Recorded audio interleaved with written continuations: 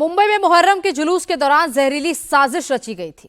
सैकड़ों लोगों को जहरीले कैप्सूल बांटे गए, लेकिन मुंबई पुलिस ने इस जहरीले प्लान पर ब्रेक लगा दिया और लोगों को पेन किलर के नाम पर जहरीली टैबलेट बांट रहे आरोपी को धर दबोचा, जिसके टारगेट पर 30,000 लोग थे।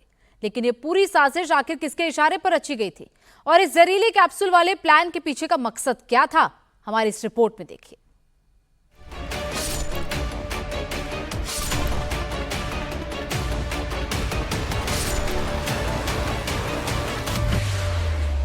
तीस 30,000 कैप्सूल में भरा जहर, निशाने पर मुंबई शहर।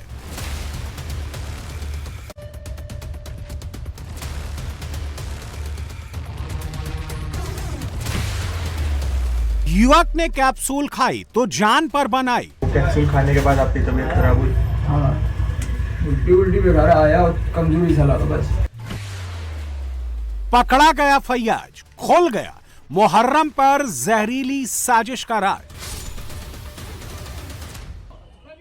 मुंबई में मुहर्रम के जुलूस के बीच जहरीली साजिश चल रही थी। दवा के नाम पर जहर से भरे कैप्सूल बांटे जा रहे थे।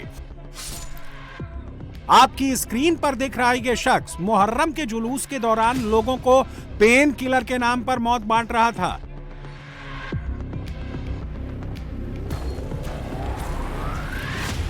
लेकिन इसी दौरान एक युवक ने यह जहरीला कैप्सूल खा लिया, जिसके कुछ ही देर बाद उसकी तबीयत बिगड़ गई, उल्टियां शुरू हो गई और यहीं से इस जहरीले प्लान का खुलासा हो गया।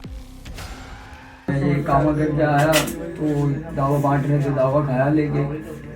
फिर उसके बाद मैं सही था, घर तक जाते जाते तक फिर रास्ते में उल्टी आया। तो कैप्सूल खाने के बाद आपकी तबीयत खराब हुई? हाँ, उल्टी वगैरह आया और कमजोरी सा लगा बस।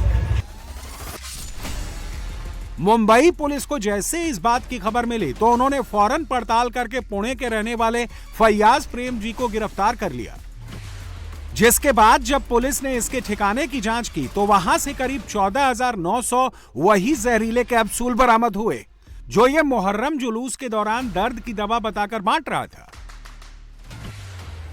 पुलिस की जांच में सामने आया कि फैयाज हाल ही में डोंगरी इलाके में किराए के मकान में रहने के लिए आया था। वैसे फैयाज ने इस वारदात को अंजाम देने के लिए 15 दिन तक प्लानिंग की थी, जिसके लिए उसने पहले ऑनलाइन 30,000 खाली कैप्सूल ऑर्डर की थी, जिसके बाद 50 किलो जिंक फास्फाइड भी मंगाया। वही जिंक फास्फाइड जिसका इस्तेमाल चूहे मारने की दवा बनाने के लिए किया जाता है। इसके बाद फैयाज ने सभी कैप्सूल में 1 ग्राम यही जहर डाल दिया था। मुंबई पुलिस की जांच में फैयाज का ईरान और इराक से भी कनेक्शन सामने आया है।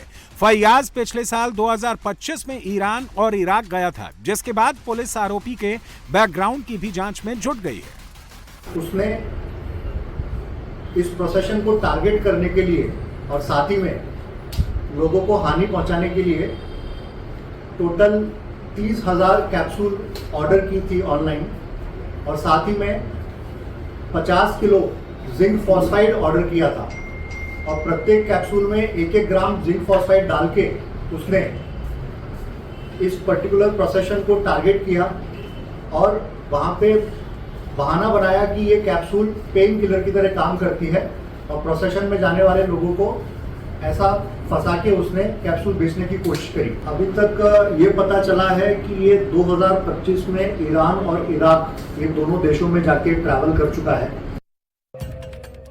मुंबई में पुलिस के समय रहते एक्शन लेने के चलते एक बड़ी साजिश नाकाम हो गई।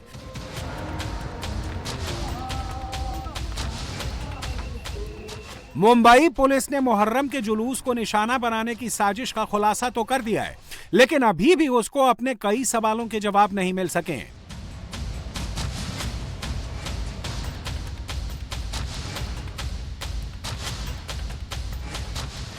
फैयाज ने इस जहरीले प्लान को आखिर क्यों बनाया? क्या फैयाज को किसी ने ये जहरीली गोलियां बांटने का ऑर्डर दिया था?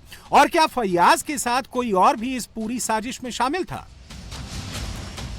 इन सभी सवालों के जवाब तलाशने के लिए मुंबई पुलिस अब इस बात की भी जांच कर रही है कि यह जहरीले कैप्सूल बांटने के पीछे फैयाज का मकसद क्या था और क्या इसके पीछे कोई बड़ा नेटवर्क मौजूद है।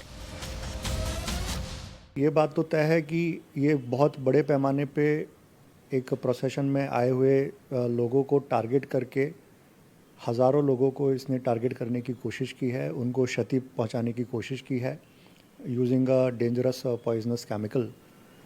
बट इसका एक्चुअल मोटिव क्या है, इसकी इंस्पिरेशन क्या है, वो अभी तक क्लियर नहीं है। निजी जीवन में इसका खुद का बिजनेस है, ये पेंट का बिजनेस करता है और इसकी उम्र तकरीबन 40 साल है और ये बाय एजुकेशन BBA किया है इसने।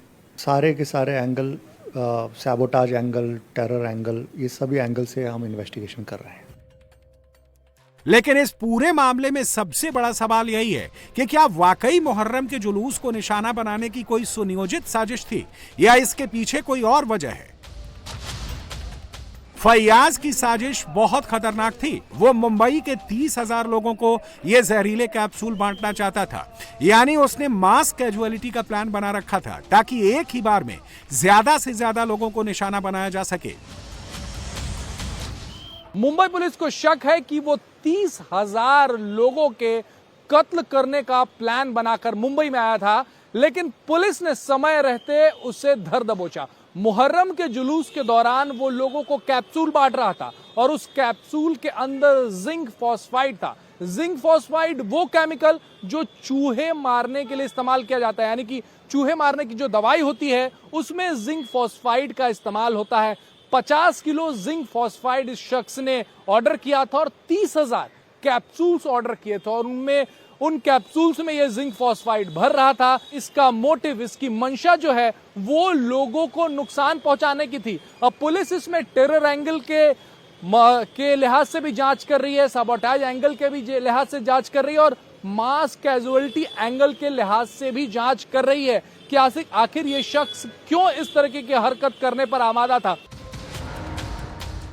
फैयाज के इस खौफनाक इरादों का खुलासा होने के बाद अब मुंबई पुलिस इस मामले की टेरर एंगल से भी जांच कर रही है ताकि फैयाज से जुड़ी पूरी सच्चाई का खुलासा हो सके और इस बात का भी पता चल सके कि आखिर उसने किसके इशारे पर मुहर्रम के जुलूस को निशाना बनाकर यह जहरीला प्लान तैयार किया था।